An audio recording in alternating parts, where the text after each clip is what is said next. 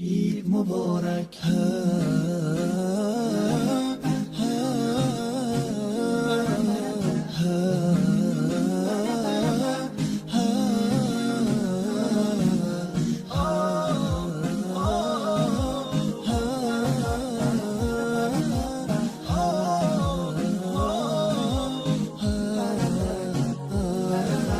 هدیه رب تبارک بر شما، عید فطر آمد مبارک بر شما.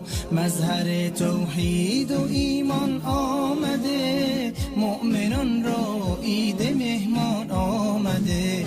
یک ندا آید برای مؤمنان، مژده بخشش ز سوی آسمان. روزداران آمده عید سعید، آن که باشد بر دل مؤمن نوید.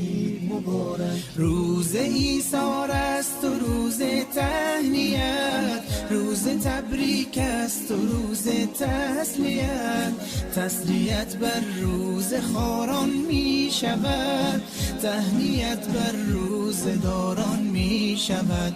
عید فطر آغاز فصل بندگی است، تا بشه فضل خدا بر زندگی است. ای که هستی طالب احسان رب، باز آ در وادی رضوان رب، باز آ در وادی رضوان رب. عید مبارک.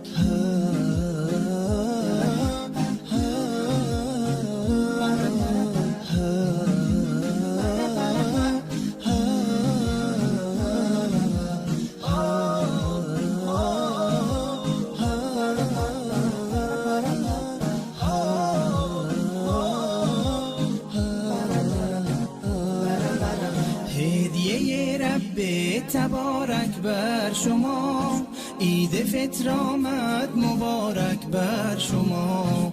مظهر توحید و ایمان آمده، مؤمنان را عید مهمان آمده.